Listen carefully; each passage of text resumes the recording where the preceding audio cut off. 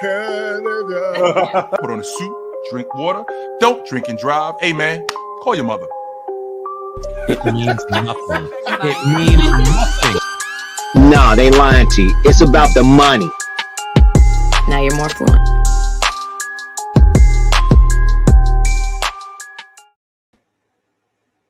What's up, y'all? It's another special edition of the HoopStorians. I'm excited with my guests. We got Chill, we got Shamaria down there. Real quick, hey, just to let you know, so I told my friend today, he's a real big fan of yours, Chill. I was like, yo, I'm gonna have Chill on the show today. You ought to check it out. And but when I said it, I said JCW, through text, Jermaine Chill Womack and all that. And he's like, yo, man, what does that shit stand for? Just chillin', Whitey? I'm about to get mine and it's about time. Call us Grindhouse, everybody in a house grind. I'm just doing me, I ain't trying to outshine. Trying to kill my vibe is how you get outline. So now you know, man, you got a new acronym for your name, bro. JCW. I guess. Just chilling, Whitey. Just chilling, Whitey. So, hey, let's get into this day in NBA history really quick. November 2nd, 1946. Red Auerbach makes his coaching debut for the Washington Capitals. They beat the Detroit Falcons 50-33. Where y'all got Red Auerbach on the all-time list of greatest coaches? Phil Jackson, Pop, Pat Riley, Red Auerbach. You got him fourth? No, I got him actually third. I don't think he was. Yeah, I got him third behind Phil Jackson and and Coach Pop. See, I got to go second. What about you, Shamari? Where you got him? I would say fourth. You say fourth? Yeah. I would say, yeah. Because I got, like Phil Jackson. I would just fourth. It was also fourth. I got you. Well, that was this day in NBA history then. So let's get into this. I want to talk about this. Been want to talk about this first real quick. I want to talk about what defines greatness. What is greatness? I mean, that seems to dominate our topic. Who's the GOAT? Who's the greatest team? If you watch TikTok lives, that's pretty much all we really talk about. We talk about some other subject, but I would say that is definitely the biggest topic in the NBA community. Would you agree? Mm-hmm. That's definitely almost to nauseum, but yeah. Mm-hmm. Well, no, I agree with you. Every time I do a live, the only time I can really get people to stay, I got to talk about GOATs. Yeah. Yeah, anytime I do another subject, people don't really stick around. So let's get into it. And I've seen like such varying responses of people on what the GOATs are. Now, me personally, I think I have the best format. Everybody thinks they got the best format. So I'm gonna kick it off to let's go Shamaria first. What do you think greatness is? Like, how do you define greatness? How do I define greatness? I think that it's to me, it's tough to give an exact definition of greatness. So for me, I have to point to players. I'm pointing to players like the obvious would be like Wilt Chamberlain, it would Michael Jordan, Magic Johnson, and like all these guys have like similar things, but it's just tough. I can't give an exact definition. I would just have to give players. That's how I view it. That makes sense. Well, when you think about players, those are examples of what greatness is. So when you think about greatness, what does it take to be great, Shamaria? When you're thinking about being great, if I'm going to be great, what does it take for James to be great? What does it take for Lajuan to be great? I mean, one thing that I value the most is just winning at the highest level, being great, just like at your craft. Sure. And it's just like, I feel like that's just such a simple, basic answer, but that's just like how I view it. It's just being at the best of the best at your craft and making sure that you have those accolades and accomplishments to back up at how great you were at your craft. That's how I view it. Fair what about you, Chip? What do you think it is? Consistency more than anything. What I do on a Tuesday in January, I do the same thing in the Western Conference Championship plus more. That's what I think when I think about greatness. I think that I could count on you every night, one, to be here, and two, to bring what you do best every night. And when the moment gets the biggest, you're still here. Now, there are going to be times when the great ones shrink. It happens. It happens to the best of them. I mean, Just like we talked about 2011 with LeBron James. We talk about Tragic Johnson in 84. We talk about Jordan in 89. They were up in the series against the Detroit Pistons, and they fell to pieces. Wilt, Game 7, 1969. 100%. Wilt is a little bit different. And the reason why I think Wilt is a little bit different is because I feel like that had a lot to do with Jerry West. And I feel like that had a lot to do with Elgin Baylor. Off the string. I don't know if you remember this, Tone, but Wilt missed one shot that night. That's it. He went 9 for 10. Mm-hmm. I'm trying to figure out a guy that you got that's that good, that's that dominant. Why does he only get 10 shots? Meanwhile, Jerry West is averaging in that series. He's averaging 23 shots. I think Wilt averaged like 11 shots a game. This guy needs to be shooting the basketball more. Now, the logic is that Wilt wouldn't shoot because he didn't want to go to the free throw line. I ain't trying to hear that. No, I'm not trying to hear that at all because we still played through fouls. I'm not trying to hear that at all. But anyway, I think that greatness, more than anything, is consistency. But my criteria when I talk about the all-time greats, 1, is your game timeless? 2, did you dominate? Now, when I say dominate, that goes to consistency. Like Karl Malone averaged 28 a game and 11 rebounds for 11 straight years. That's consistency, and that's dominating. Well, you can't be kicking ass and not winning. So number 3, did you win? Right? Jordan, 6 straight years. 6 times in the NBA Finals, undefeated. Bill Russell, 11 times in 12 years he was in the NBA championship. You know, this is what I'm talking about when I talk about winning. Is your game transcending? When I think about guys like Curry, when I think about guys like Lajuan, how transcendent is your game? And number 5, how impactful were you with society? Like how do people view you? When I saw that I was down in Miami to see the unveiling of Dwayne Wade's statue, and all those guys, what they talked about was what type of dude Wade was. Like they knew him as a player, but what they talked about was what type of dude he was. I care about stuff like that. You mean when they unveiled the original Green Lantern statue, that 2011 Ryan Reynolds movie, and claimed it was Dwayne Wade? Whatever that dude's name is, Ad Bars, whatever his name is, that's what he looked like. So here's the way I look at it. This is where it starts to me, and this piggybacks off with you. But to me, the goal of the game is to win, right? That's what you play the game for. The goal of the game is to win. And how you determine the wins is by winning the title, right? And the role you want to play is being the best player on a title team. So right there, that's where it starts for me. Were you ever the best player on a title team? Okay, then we can start getting into all these other things. But that's how I started off. It generally goes the most people that were the best player on the most title teams. That's generally how my top list goes. Now, there's some people that skip, and there's some, sometimes there's exceptions to every rule, but that's where it starts. Okay. Then what I go with after that, and like this doesn't necessarily have to be in order, but after that, then we go with accolades. How many times were you an MVP? How many times were you all NBA? How many times were you this? How many times were you that? Then it goes into stats. You know what I mean? What'd you average? What were your totals? Because at the end of the day, all of my 3 criteria are objective. None of them are subjective. There's no argument that Bill Russell won the MVP 5 times. We don't have to argue about did he win it or did he. Kind of like we're like, well, Kyrie's the best dribbler. How do you quantify that? How do you quantify that? You know what I mean? That's an opinion, and it might be true because I personally think Jamal Crawford has the best behind-the-back dribble of all time. You know what I mean? But how do I prove that? I just watched it and all that. And see, that's another thing about the eye test, and I'm not saying the eye test doesn't matter. And me and Rudy T were talking about this. I think it's really like 70% of the math and 30% of the eye test, because our eyes lie to us all the time. Anybody in here got an X? Your eyes lied to you. Why'd you think your X was the one? Your eyes lie to you all the time. And if you don't believe me, ask AI who the top 10 greatest players of all time, and they're pretty much going to get it in order and right. There might be a little variation, but how did AI know that without ever watching a game? How is AI able to do that without watching a game? Because AI judges the math, the history, you know what I mean? And it's able to read that. So that's how I judge it. Those are the top 3 things to me. So when I judge great, what'd you say? When you talk about being the best player on a championship team, that logic I can get with, but I have a difficult time. That's why winning isn't as high on my list as the other things. And the reason why is because when we're talking about winning, you need a lot of stuff to go your way in order to win.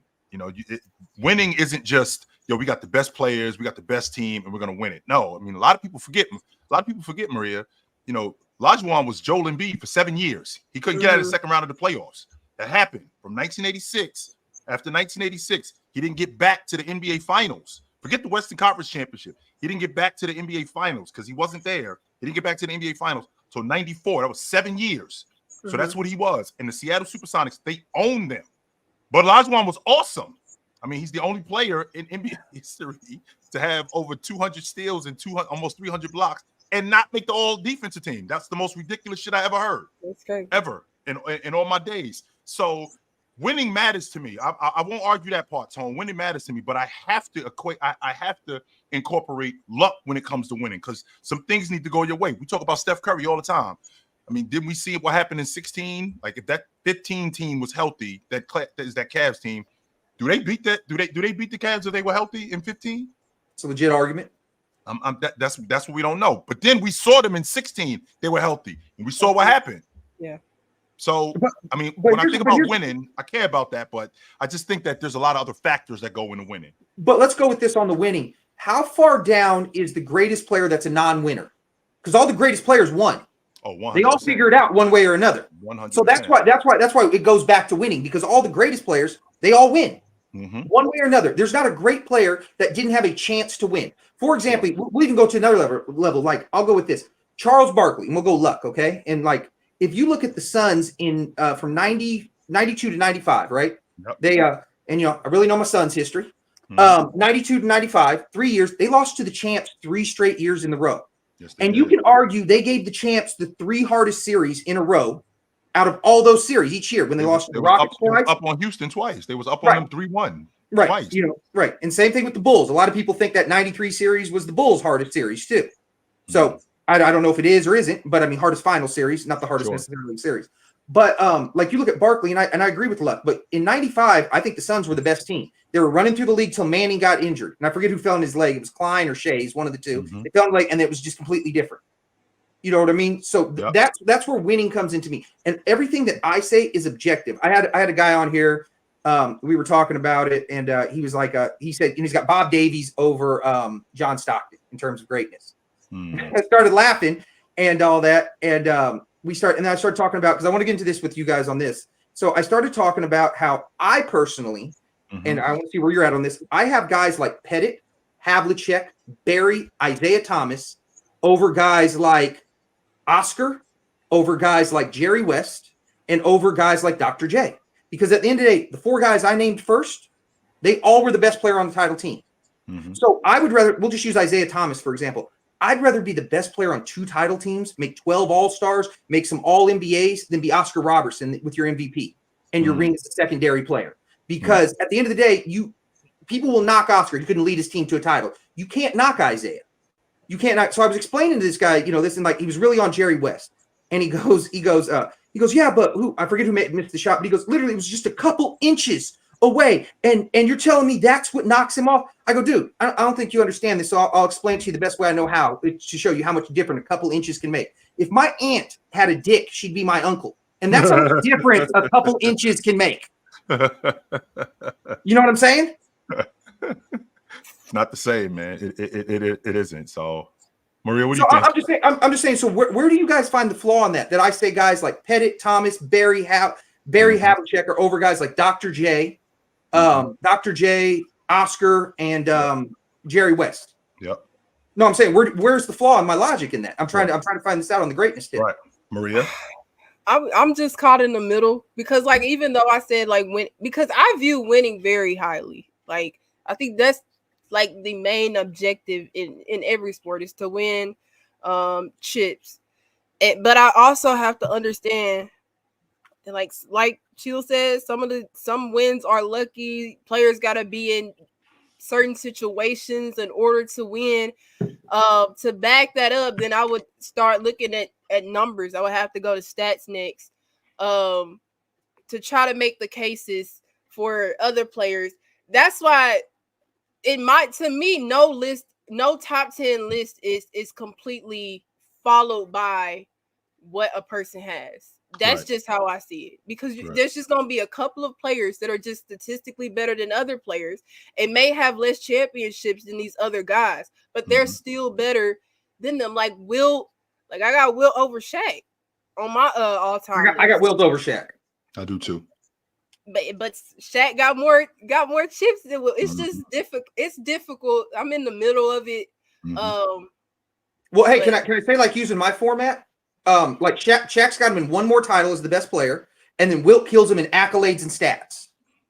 So judging by my branch, Wilt clears in those areas.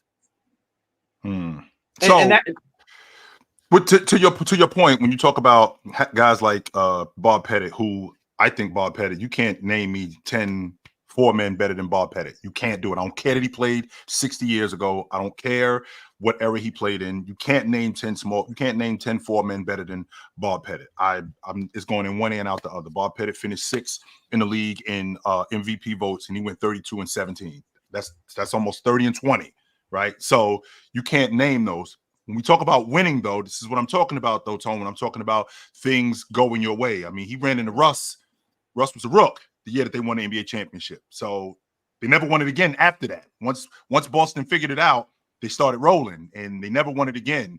Oscar Robertson kept running into that Boston Celtic team that was loaded. It wasn't the fact that Oscar wasn't good enough. Oscar went 30-10-9 for 8 straight years. We got a guy running around in the NBA going 30-10-9 for 8 straight years. That's not a good player in the NBA. That's not a great player in the NBA. That's arguably the best player in the league, right? So he was running around doing that, but he's running into this bomb squad in Boston every year. Jerry West had a 5-year stretch where he averaged 35 a game in the playoffs when it mattered the most. But he kept running into that Celtic team. He needed some things to go his way. And one of the things that did go his way was in 72 when, all of those guys were gone. Other than that, they couldn't beat them. But when I think about you being the best player on a championship team, you could, to your point, when you talk about how far down are guys who weren't winning. Like, I got Karl Malone in the top 20, but I got him on the other side of top 15. I think I got Malone at 18, only because he didn't win.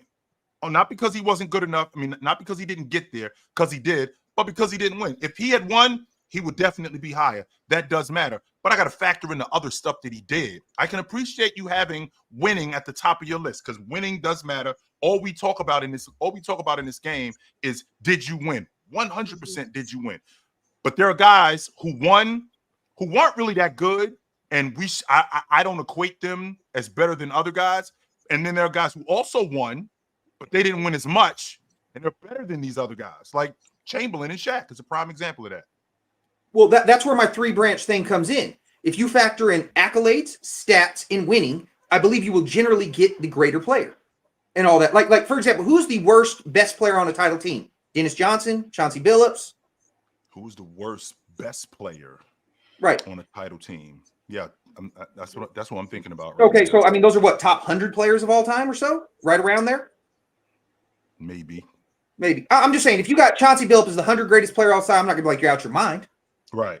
I don't think it's ridiculous to think that. Yeah. But with that being said, this is where it gets tricky, because when you add in accolades, when you add in league MVPs, which I care about that stuff too. I'm a huge fanatic when it comes to that stuff is a huge component for me. Being an all-pro, being a finals MVP, being a league MVP, being an all-league defender, I 100% care about that stuff. But when you're talking about stuff like finals MVP and you're using that against a guy like Kobe Bryant is better than Chauncey Billups. Chauncey Billups outplayed him in the finals. That happened, right? Chauncey Billups 100% outplayed him in the finals. Am I sitting here saying that Tony Parker was better than LeBron James at 22, even though Tony Parker outplayed him in the finals? I'm not sure if Tony Parker was better than LeBron James in 2007. He did get outplayed though. That's why the idea of the finals MVP, it could be tricky, because sometimes it's very much like the league MVP. It goes to the best player. It goes to the best player in the league, but sometimes it doesn't. Just like the finals MVP is attached to the best player in the championship series. But is it? I mean, was Iguodala the best player in the championship series? Was Cedric Maxwell better than Bird in 81? Was he really? Well, see, and it goes like this. Let's go with this. What would you consider? Would you rather be the best player on the team or better? Like, remember when we were talking to Bobby Dandridge? When we talked to Bobby Dandridge about six months ago? Okay, so I asked him which finals did he like more? Which ring does he value more? And he says the 78 one, when he was supposed to be the finals MVP. But for that Bucks scheme, he averaged 20 and 10 on 52%. on that Washington team, he averaged 20 and 7 on 45%, but he felt he was the best player. So that ring means more to him. So like what you were saying about Oscar, let's go with this, because most people have like Oscar and Jerry West over Pettit. So I'm just going to ask you this. Would you rather have, we'll use Oscar, for example. Would you rather average 30, 10, and 9 for 8 years, or would you rather average 26 and 16 in your career with a ring as the best player and 2 MVPs? If I had a choice. You had a choice. You either got Pettit's accolades, numbers, and rings. I'm 26 and 16, and when I retire, I'm the all-time. For your career. My career. I'm 26 and 16. I'm the all-time leading scorer in NBA history when I retire and won the NBA championship. Or am I mean, that's a tough question to answer off the strength that, again, it goes back to being lucky. It goes back to things going your way, because it wasn't like Oscar. If I had to choose between the two, of course, I'd want to average and win. Of course, I'd want to do that. No doubt. Because at the end of the day, 2 MVPs is better than 1 MVP, right? Correct. A ring is the best player is better than a ring is the second best player, right? I think so. I would have to agree with that, but with that being said, if I think about what Oscar did, for example, I mean, Oscar is one of what, 3? Oscar, Magic, Nash, Curry, Oscar, and Russell Westbrook. 5 point guards in NBA history to win league MVP. He was the first one to do it. Kuzi? Oh, Kuzi. I'm sorry. So Kuzi, I forgot about Kuzi. Kuzi was actually Bob Pettit was the first. Kuzi was the first. Well, I mean, he was the second. Kuzi was the second MVP. Kuzi but the was the second MVP. Right, was the first point guard, and then so it's 6 point guards in NBA history to do that, and Oscar's one of those 6 point guards to do that for what he did, and the fact that he ran into that Celtic team when he did it, the fact that Bob Pettit ran into that Celtic team and got lucky and beat them. And what I don't want to do, when I say lucky, I don't want to say lucky and diminish it. I don't want to do that, Tone, because I'm not doing that. No, because he did kick Russ' ass in that series. Let's not make it act like. Oh, let's not forget the year before they were shot away, maybe the craziest play ever, when they threw the ball cross court, bounced off the backward, Pettit just missed the shot. So I mean, they only lost by a point in Game 7 in the first time. Right. Mm-hmm. So I mean, I ran into a rookie in Bill Russell. So I'm not losing to a rookie in Bill Russell. However, Oscar, when I think about Doc, I mean, Doc kept running into Magic and Jabbar. That was the problem. It wasn't the fact that he wasn't good enough. Doc was kicking ass in those finals. It's just that he wasn't better. As that crew, the hole was at the 5 spot. As soon as he got Moses, they swept the Lakers. As soon as he got Moses, they completely swept the Lakers, because now the landscape it now gets evened out. So, was Doc the best player? He was the best player on his team until Moses showed up. But I don't dismiss Doc for that, though. No, I don't. But I'm saying at the end of the day, I can say the same thing, because I can say the same thing about Moses. Moses needed Doc too. Right, but Moses has what, 3, 4 MVPs to Doc's 1? Yep, in 81. Right, and I'll be honest with you, what was it? That 81 MVP, like 24.6. Like if we're going all-time MVPs, it's kind of a weak MVP, because most of your MVPs, especially if you're a scorer, is 25 plus. Well, remember too, we're talking about a big man league at that time too. So it's always a big man league. Right. It was a big man league at that time, and plus, I mean, Doc was so dynamic, and Philly was so good at that time in 81 that it was. Bird had just showed up, Magic had just showed up, Jabbar had just won it the year before, what Doc was doing at that time as a small forward, the game was actually, he was changing the game in that aspect, because it was a big man game. The offense ran through the big man. Now you got a small forward who's basically running through the air, and now you can possibly build your team around him. He was one of the better defenders in the league. He was one of the best scorers in the league. So the game was changing at that point, and Philly was winning, and a lot of that stuff had to do with Doc. A lot of it had to do with him.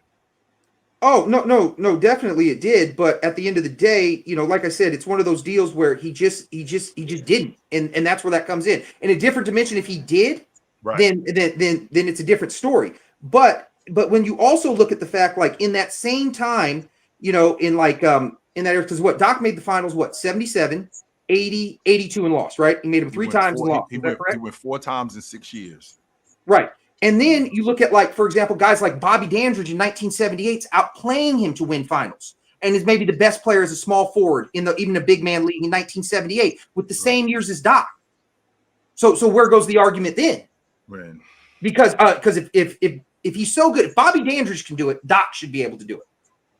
But if you think about So with that being said, who did Bobby Dandridge have to deal with in the finals? He had to deal with Bobby Dandridge, with him being on that Washington team. He also had a damn good team too with Wes Unseld and having to deal with Jack Sikma, right? Having to deal with Dennis Johnson. That's way different than having to deal with Magic and Jabbar in their prime. Way different. That's way different than having to deal with Bill Walton and that crew.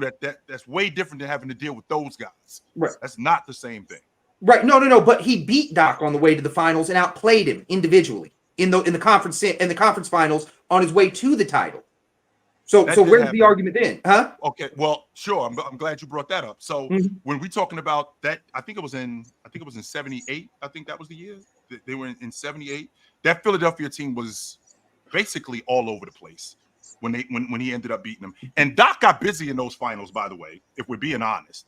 Doc got busy against Bobby Dandridge. He still was the best player in the playoffs.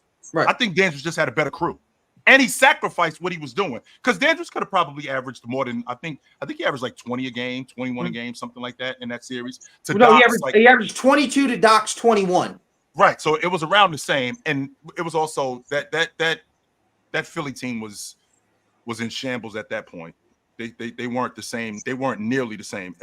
Doc was everything for that crew. So the argument about Bobby Dandridge outplaying Doc in that series, does that mean that he could have continued to outplay him? Because again, to outplay a guy one time, I can't say that, okay, you were better. I mean, Chauncey Billups outplayed Kobe Bryant in the finals. If he saw him again in the finals, would he outplay him again? That's the point. When I'm talking about guys getting outplayed one time, that's why that player for player thing gets tricky with me. But then you had Bobby Dandridge outplaying guys like George Gervin as well. You know what I mean? Yeah. Right. So, and if you look back on this, 1979 second round, we'll use Bobby Dandridge. I think Bobby Dandridge has the greatest second round game of all time in 79. So for those that don't know, the Bullets, they're down 3-1 to the Spurs. Yeah. Bobby Dandridge comes back. Gervin drops 42 in game 7.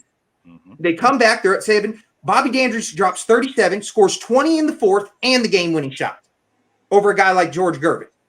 So it has the most points in the finals and all that. So that's where it gets tricky into me. Right. And at the day of the day, like we'll use a guy like Rick Barry or John Havlicek. I got them over Doc because John Havlicek outplayed Bill Russell to win a finals. You know what I mean? Was the best player on the 74 finals team. You know what I mean? All defense, all that. Rick Barry averaged 40 in a finals in 67 and got it done in 75. And his stats would probably be crazy if he didn't go to the ABA and all that. So that's where it just comes into me. And like I said, at the end of the day, Rick Barry's great. Dr. J's great. I know without a doubt if Rick Barry's the best player on my team, I can win a title. I don't know without a doubt that I can with Dr. J because it was never proven. I think it, I believe it, but it's not 100% guaranteed because it did not happen. That is a fact, and I can't argue that. But what I can argue is that matchups matter. Not only do matchups matter, being fortunate matters. So when I think about that 75 Warriors team with both Rick Barry and Jamal Wilkes, and they had a damn good squad. And they ended. And who did they beat that year in the finals? If I'm not mistaken, in 75, who did they beat that year? The Bullets. The Bullets. They beat the Bullets. Right.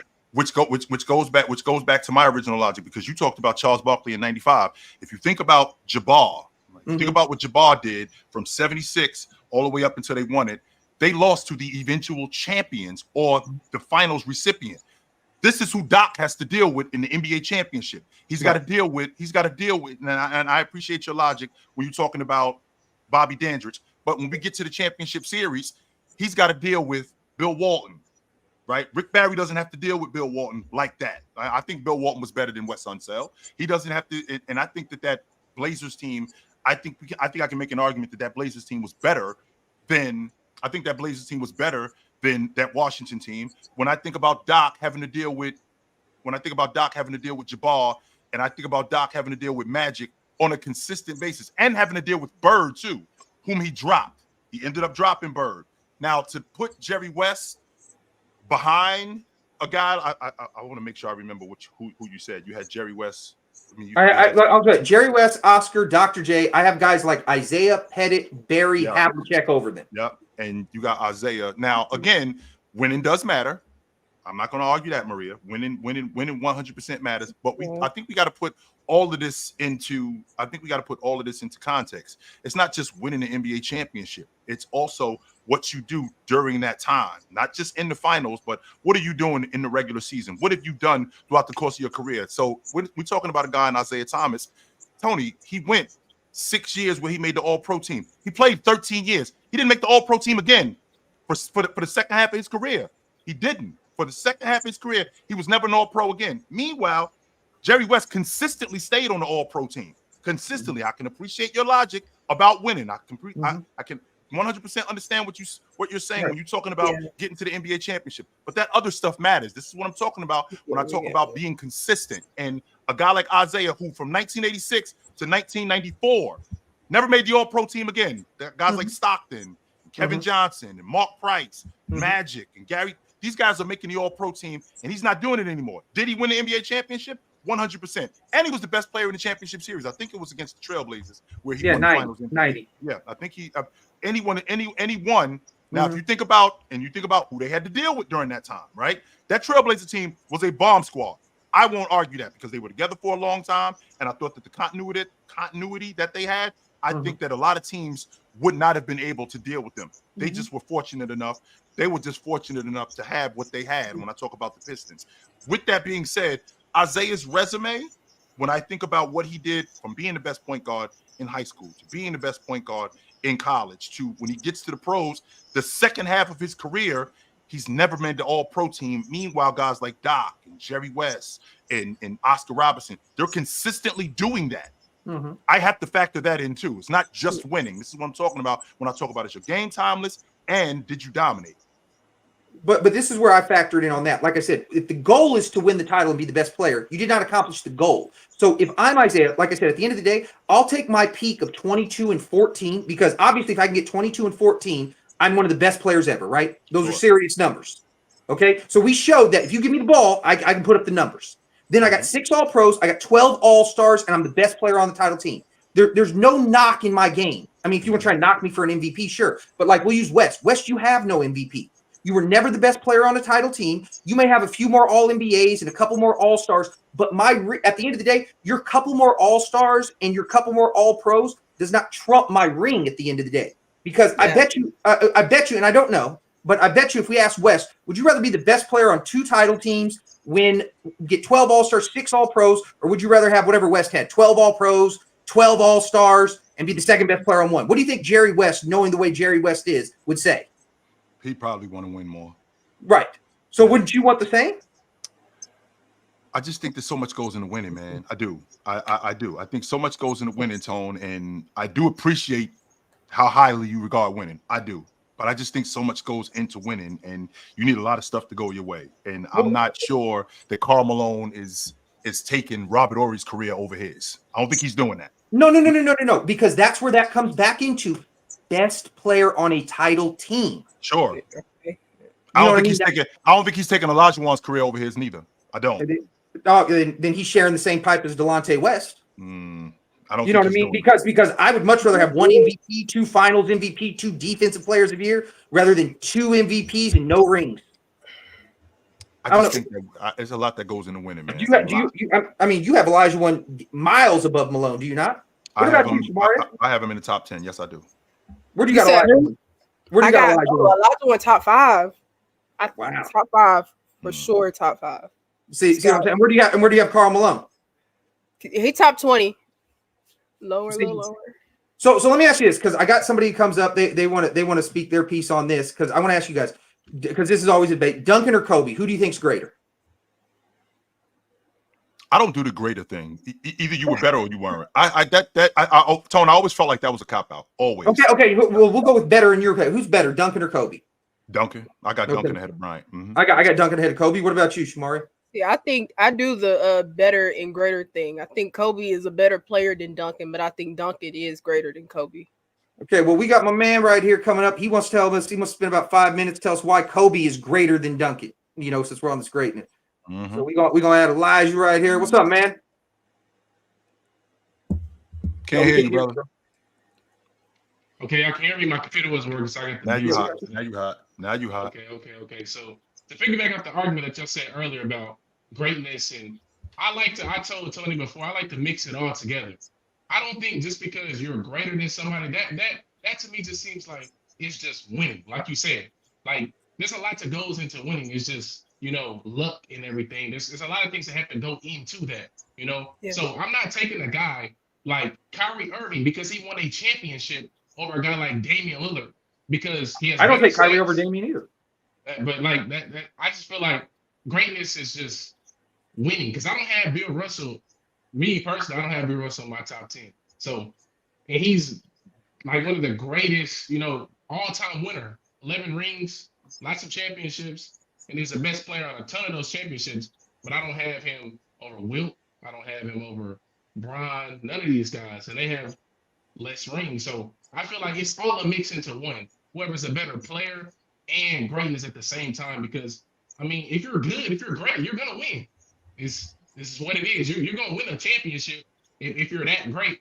But at the same time, I mean, you have to your stats, things that I also take into account for. You have to be the best player on the championship team. Also, I like. If you have to be the best player on the championship team, why is Russell not in the top 10? Because Russell was the best player on the championship team on of those 11 championships. He was the best player on at least 8 of those.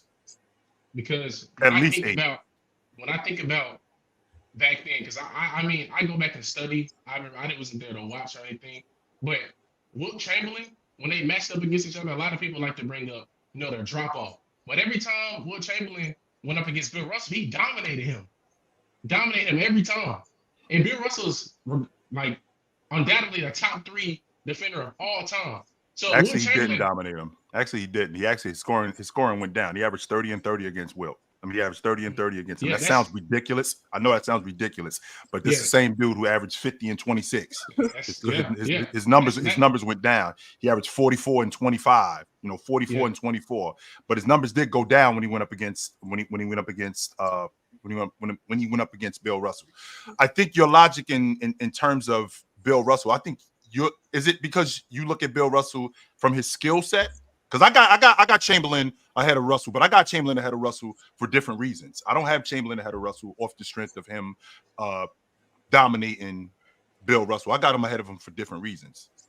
Because I mean, then again, Bill Russell, I know back then the shooting splits and everything was lower, like the shooting averages. But then again, I mean, Bill Russell, mainly his shots were at the rim, and he's not shooting over 48% from the field. Wilt Chamberlain has better stats than him.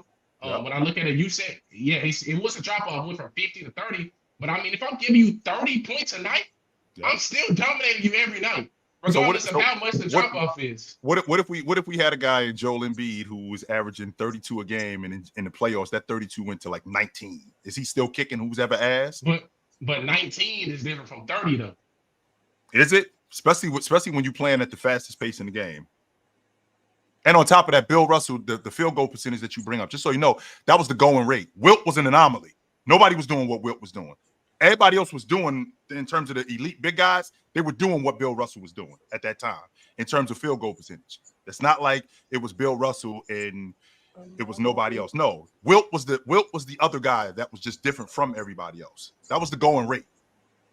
For sure. But I don't know. I just feel like even though that was one of the fastest paces in the game, I just feel like if I'm still giving you 30 and 20 a night, I mean, because 30 and 30, not 30 and 20, 30 and 30. 30 and 30, okay, because I see someone said 30 and 20, but no, 30 and 30. I mean, nobody was beating them Celtics teams at all. Nobody. I can't say nobody. Actually, there is one guy who did. Well, yeah, but mainly Will with his teams. I mean, Hal Greer and other guys like this. I mean, it's hard to beat that team. They won 11 championships. That's so why I have a difficult time with you. it goes into it. Has to come into luck. I mean, Bill Russell's team was just dominant. So that's why, Tony, I have a difficult time with having to listen to people tell me that Chamberlain should have won more. How you gonna tell me I should have won more when I'm the only one who won? Nobody else beat him. Nobody else. Line up everybody else. I'm the only one who did it. Well, you should have done it. Well, Pettit beat him. Nobody else did it. Well, Pettit did. Well, Pettit did it in the mid 50s. He didn't do it when they started rolling. Right. When they started rolling, nobody else could do it. But you telling me that I should have done it more? Wait a minute. But if you were Pettit, would you still say you beat him? Oh, 100%. I'm saying. There we go. Rookie. I don't think he was a rookie. Yes, we did beat them. Yes, we did. Actually, he was the second year in defending champ. So, wait. So tell us why you think Kobe's greater than Duncan and all that, man. I have Kobe 4th on my list, and a lot of people ask me why do I got him so high. But I mean, I have Duncan 5th or 6th, so it's not that crazy. But Kobe, I mean, when you think about Kobe, he averaged 35 points per game, right, in the 05-06 season, and dominant. I mean, his team, and when we think about it, his team didn't have that much spacing. Guys like Smush Parker, guys like this was getting playing time. Like these are guys that he was playing with, right? So people like to talk about how he blew the 3-1 lead. I mean, I think the games that he really wasn't performing that well in, they won. And then when he was scoring 50, those are the games that he lost. So I seen a stat, I think, where when he was off the floor, the team was a bottom 5 offense. But when he was on the floor, they were a top 10, top 5 friends offense. That's how great Kobe was. And when I think about Kobe and Duncan, Kobe, I think personally, was the best player in the league because they both played in the same era. Their best player in the league more than Tim Duncan was in their era. And also, when Duncan and Shaq and the Lakers were matching up against each other, those times when Kobe was playing with Shaq, every time they played the Spurs, Duncan would outplay Shaq, but Kobe was the one, when they beat them, Kobe was the one that willed them. Kobe was the one outplaying Shaq and showing that he was the best player on the floor at 22, 23 years old, a young Kobe, very young Kobe. Well, two things. Number one, Duncan didn't always outplay Shaq because I believe it was in the 01 season. I think Shaq went 20. I think he went 27-13 in that series. Bryant got busy in that series. I won't argue that. But if I'm not mistaken, you can correct me if I'm wrong, Tone, but I'm pretty confident in 2001 against the Spurs. I mean, Shaq, I think he went 27-13 and almost 2 blocks in that series. And they smoked San Antonio. But back to your point about Kobe Bryant averaging 35 and in the 05-06 season. So just so you know, in the 98-99 season, which was the lockout shortened season. So Avery Johnson, at that point, he was on his 6th team in 8 years he'd been in the league. This is his 6th team. David Robinson was recovering from a back injury that he had a year ago. He still was damn good. He still was elite. Jerome Kersey was long in the tooth. Mario Elie was a journeyman. Jaren Jackson was on that crew. Malik, I forgot his name. He went to Drexel. Malik Rose. He had led the country in rebounding. He was in his 2nd year. I think he was in his 2nd or 3rd year in the league. And Sean Elliott, who also was a damn good player, but not an all-star, but a damn good player. That's who Duncan, who is in year 2, he took them to the NBA championship and won it with them. And by the way, in his 2nd year, he's first team All-Pro. This is in year 2, by the way. So I want to fast forward, and they swept the Lakers that year with Bryant and Shaq, by the way. So, and then what I want to do is I want to fast forward to 2003. So now you know who Manu Ginobili is today. You know who Tony Parker is today. You know who all of these guys are today. You don't know who Manu Ginobili is in 2003. He's a rook. You don't know who Steven Jackson is. You don't know who Tony Parker is in year 2. We don't know who any of these guys are. Duncan takes this team of basically a band of bandits and takes this team to the NBA championship against the 3-time NBA champions and bounces them out the playoffs. Duncan is arguably, at that point, the best defensive player in the game. Not only is he the best defensive player in the game, he's 25, and I think he was 23 and 12 that year. The year before that, he was 25 and 12. He's coming off of back-to-back league MVP seasons where he keeps running into this Laker team. He was the best 4-man in the game at that time, considering how good Garnett was. He still was the best 4-man in the game at that point. And that thing continued as time went on. So when he transitioned from playing the 4 to the 5, which is his natural position that he played in college, he was just as dominant as a defensive player.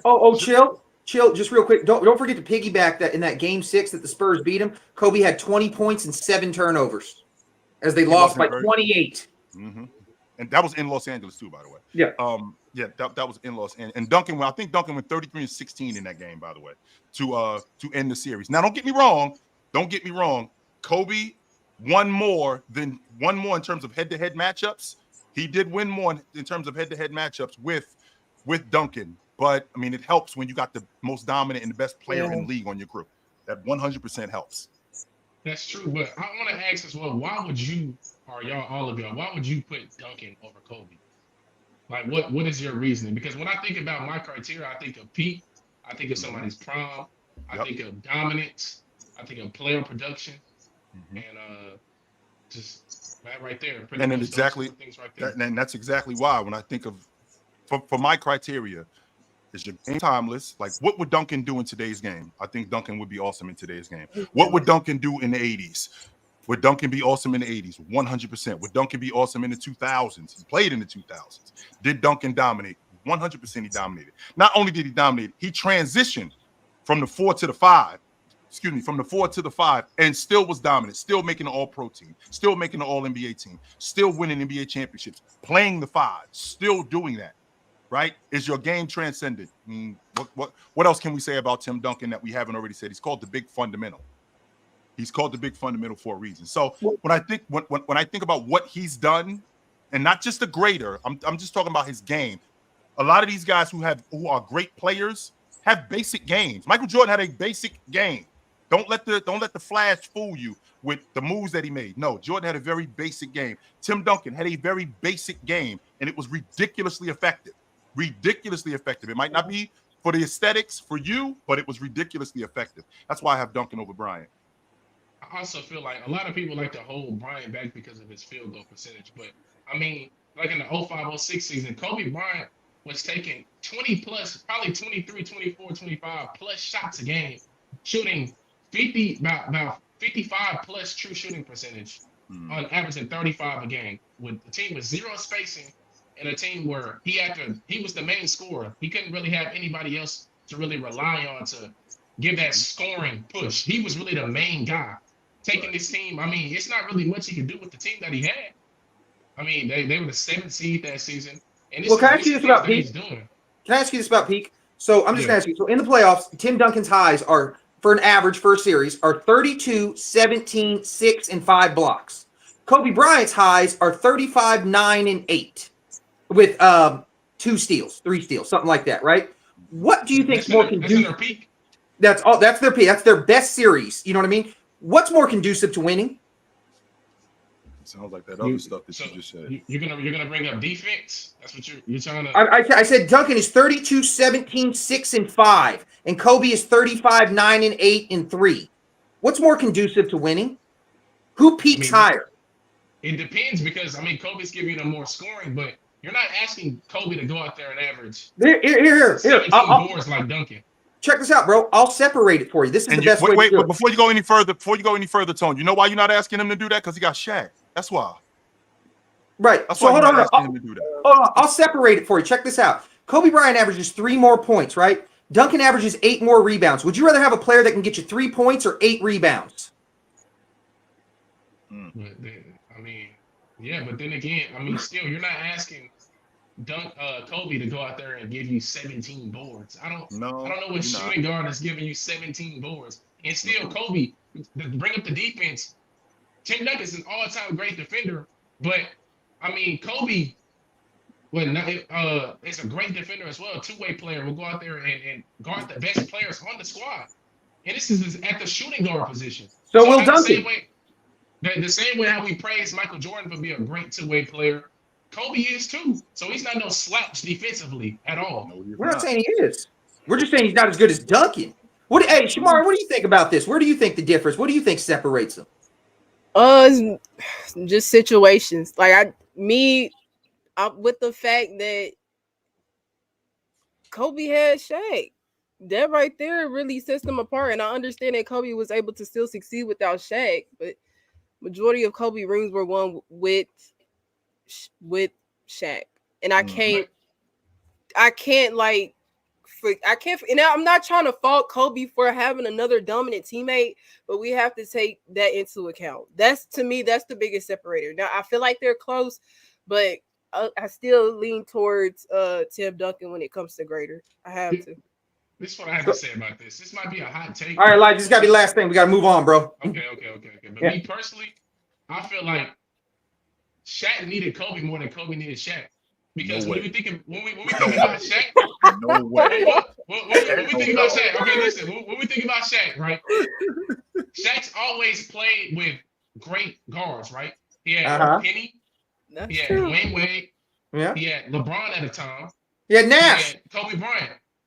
So, I mean, these are guys that he's playing with. When Shaq left Kobe, he went to go play with Wade. And after that, he didn't win again. Kobe was still dominant until he was making all NBA teams until 3 years before he retired when he was injured. And so was Duncan. So, but hey, thanks for coming up, man. Appreciate you. Appreciate you. Absolutely, Thank you for brother. bringing me on. For sure. Absolutely, brother. Absolutely. Oh, so hey, I want to go on another spectrum real quick because we're running out of time. I want to talk about it just for a few minutes. And since you're a HoopStorian and all that, chill. Who is the best player of all time to never average double digits in anything? In anything. In anything. That's a tough one, man. Because when I just thought it was the best player to never be a double-digit scorer. Because I can get the particulars out the way when we talk about scorers. Like, okay, Mutombo, let's get the particulars out the way in terms of scoring. Like Draymond, Dennis Rodman, Ben Wallace. All those guys, except Ben Wallace. All average double digits, though, at some point. Right. Well, but here's the thing. For your career to not average double digits, I mean, that's a pretty big deal. I mean, Mark Jackson didn't average double digits for his career. Mark Jackson, when he retired. Right, but he had seasons where he averaged double digits in points, double digits. Yes, he did. Who is that? Tone, I to be honest with you, a guy who never averaged double digits, maybe Mark Eaton. Mark Eaton, okay. That's a good one. Yeah, I like, well, there's Casey Jones.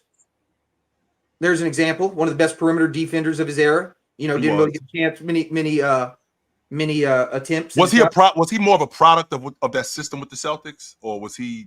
I mean, he was a great college player, wasn't he? He was highly touted. Yeah. So I think it was more so. I try to explain to people this whenever they say the 18 thing, they don't understand it's the top 100 players in the world at the time. Yes, it is. You know what I mean? And you play him 10 times a year. It's hard to get minutes. I'll tell you one of my favorites is Nate McMillan. Nate McMillan averages 9-something assists, 8 points. But my all-time favorite Nate McMillan stat is, what was it, 94. He averaged 3 steals a game in 25 minutes. That's nuts. That don't even make sense right there. How do you do that? 3 steals. I don't know if you remember. And by the way, Tone, that's not 25 straight minutes. That's coming in and out the lineup. Right. Wow, that's pretty impressive. Because I don't know if you remember this. Were you in college in 94? I was. Okay, so yeah, so I don't know what year that was. You were in college, but the 94 Seattle Sonics that looked like they were the best team in the league that year, they set the record for most steals that year because they had Peyton, McMillan, and Gill, just ball hawks, just getting it and all that. So to me, the best player I ever saw with it, because I mean, I saw a little Mark Eaton at the end because I started watching basketball full time. When did you start watching basketball full time? Mine was 92. Full time? Yeah. Probably around 4th grade. So that was probably 81 or 82. 81, 82. What about you, Shamar? When did you start watching basketball full time? Full time, early 2010s. I'm late. Yeah, I know. That's what I wanted you on. I wanted the young perspective on it. You got a best player, never averaged double digits? I want to say Tony Allen. But I think he had one season, just one season where he averaged double digits. I'm gonna go hometown. Tony Allen, big name out here in Memphis, so that's who I'm gonna go. One of the best perimeter defenders in the league.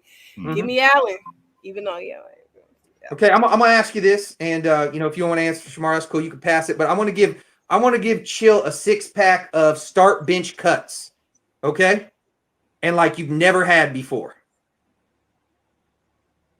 You ready for it? Let's do it. All right. Post up game: Sam Cassell, Mark Jackson, Andre Miller. I'm gonna start. So we're on the block. Okay, but yeah, you could have Sam Cassell post up, Mark Jackson's, or Andre Miller's. I'm gonna start Sam. I'm gonna bench Mark Jackson. I'm cutting Andre Miller. What about you, Shamari? Who you going with? I'm gonna let Chill have that way. Hey, I think Sam Cassell's the best post up point guard of all time. He might be better than Magic. Best point guard. Yeah, okay. Let me rephrase this. Best post up point guard play. Best post up point guard in a point guard sized body. Let me rephrase. No, Chauncey Billups was pretty good on that box. Nah, man, not as good as Cassell on that baseline mid post he would do, and then he hit that turnaround. Like I don't ever remember him missing. Okay, you ready? Shot. Your shot. Okay. I love this one. Okay. Michael Adams, Michael Gilchrist, or Kevin Martin? Not effective. I'm just talking about the form. I'm starting Michael Adams because I think he led the league in 3-point percentage with that one hand shot. Just so you know, Shamar, that shit is so ugly. He shot the ball like this. That's how he didn't shoot like this. He shot the ball like this. And he was 5'10". And he was 5'10". Yeah, he was 5'10", and 1 year he averaged 26 and a half and 11 assists. Mm-hmm. I'm gonna start Michael Adams. He made the All-Star team too, by the way. I'm gonna start Michael Adams. I'm gonna bench Kevin Martin, and I'm cutting Michael Kidd-Gilchrist. That shot is. You don't want the sideways. You don't want the sideways shot. That shot is garbage. What is this, man? Like, how do you shoot like that? Oh, no. Okay. Shot blocking. You can have Wade's, McGrady's, or Barkley's. I'm gonna start Wade. Barkley was really good at the rim. Barkley was one of the worst defenders overall, but he was really good at the rim, though. Tracy McGrady wasn't much of a shot blocker. He was more 1 year, 1.9 shot blocks and 31 minutes a game off the bench in Toronto. Barkley's best year, 2.2 blocks. I'm taking Barkley over. I'm taking Barkley over McGrady. I'm gonna start Wade. I'm gonna start Wade. I'm benching Barkley. I'm cutting T-Mac. Mario, you want to jump on this one? This what he said. I would knew what he said too. You gonna go that way? Mm-hmm. Okay. Coaching. You can have you got Kurt Rambis, John Calipari. This is NBA coaching, or Rick Pitino. Yep. Kirk Rambis, Calipari. No, I'm gonna take that back. I don't want Pitino. I want ML Carr instead. So we're gonna go Calipari, Rambis, and ML Carr. I'm starting Calipari because I don't think Kirk Rambis knew what he was doing. I don't think he had. That's the point. That's the point of this. I think he had the fortune of having Shaq and Kobe and those guys at that. I don't think he had a clue what he was doing. So I'm gonna start Calipari because he actually took that team to the playoffs. I'm gonna bench Kirk Rambis because ML Carr was clueless. I think that was the worst season in the history of the Boston Celtics. I think they won like 20 games that year. So yeah, I'm cutting ML Carr. They were garbage in '96. Terrible. All right, let's go with this. And let's go with you. Okay, so athleticism. Eric Bledsoe, Andre Iguodala, Nate Robinson. Just their athleticism. Oh, I think Andre Iguodala is the better athlete of all of these guys, even as good as Bledsoe is as an athlete. I think I might have to cut Bledsoe because that's what I was thinking. Oh, I think Bledsoe's the best athlete out of all of them. And that's what I've heard. I've heard Bledsoe is a tremendous. I've heard he's a tremendous athlete, but I'm thinking about Nate Robinson too. Played football, played basketball, ridiculously strong.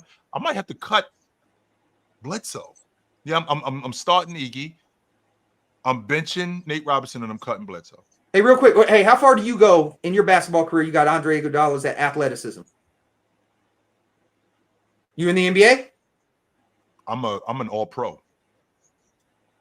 I'm not really? in the NBA. I'm an all-pro because I wasn't third team, first team. What are we talking? I know I'm an all-pro because I wasn't. In terms of athleticism, I was a good athlete, but that kind of athleticism, yeah, I would have been an all-pro. Okay, all right. So this is last on the start bitch cut, but just their highlight package. Okay, that's it. Just their highlight package. J.R. Smith. White chocolate, Shannon Brown. Oh, I'm starting white chocolate, 100%. I'm starting Jason Williams. I mean, he'll definitely put you on a highlight reel. Let's see. J.R. Smith was J.R. Smith's highlight package? Dude, I'm gonna put it straight. I'm gonna send you a link to J.R. Smith's highlight package. It was pretty incredible. Did I miss something? I'm gonna put it straight. If you went into a coma at Utah State and I woke you up right now and showed you his package, you think he's the best player in the league. Like, what the hell? Who is this dude? Step back threes, crazy behind the back dunks in traffic, alley oops between the legs, crossover, step backs, passes out the ass. I can't believe you ain't never seen a J.R. Smith highlight package. It's amazing. I don't know, man. I think Jason Williams at the top of that list. White chocolate. I'm not saying this is your list, not mine. Yeah, white chocolate is at the top of that list. Okay. And white chocolate, it's between J.R. Smith and Shannon Brown. I don't know Shannon Brown except for him taking the ball off the top of the box and blocking the shot. I don't know anything else other Well, than and, that. and the crazy. Well, they have that website, letshannondunk.com. Yeah, he's been. But I'm gonna bench JR and I'm gonna cut Shannon Brown. Okay, and that's the other. Hold on. And then this isn't start bench cut. It's just what would you rather have? Would you rather have Jordan running your team in the front office or Darvin Ham coaching it? I'll take Darvin Ham coaching my team than Jordan. What about you, Shamari? I think, I go Darvin Ham because I don't think Darvin was as bad as a lot of people say He wasn't, Maria. He wasn't. Yeah. Hey, did you hear the report what Brian Windhorst reported about him? No. He would be on the sidelines fondling himself, staring at crowd members while he did it during the games. Oh, Are you kidding me? Now, whether that's true or not, I don't know, but Windhorst reported it. I don't know. So, I mean, you can't have, if it's true, you can't have your coach fondling himself in the middle of games. Get Darvin Ham off the floor. He's killing us. Get Darvin Ham off the floor. So anyways, yo, man, that's our hour and all that. Appreciate y'all coming on. Hopefully we answer what greatness is. I'm gonna make this into like a 6-part series. Like we really gonna expand upon this. We're gonna keep going about this because like we talk about this all day. Sure. So yeah, I'm gonna have, like I said, I'm gonna get Bob Ryan. I'm gonna try and get some more players on it. We got Oakley supposedly coming on in a couple weeks, so be on the lookout for that. Till then, we out. Appreciate y'all. Stay up. Hey, make sure y'all drink liquor, wear tracksuits, call your stepmother. What's some other ones? Don't smoke and walk. Don't do that, yo. Don't do that. Don't smoke and walk at the same time. You might trip over and burn yourself. Don't do that. There we go. No, don't. All right, y'all. Appreciate it. Later. Super dope. I enjoyed that. That was all right. Later, Mom. Oh, Canada. Put on a suit, drink water. Don't drink and drive. Hey, man, call your mother. It means nothing. It means nothing. Nah, they lying to you. It's about the money. Now you're more fluent.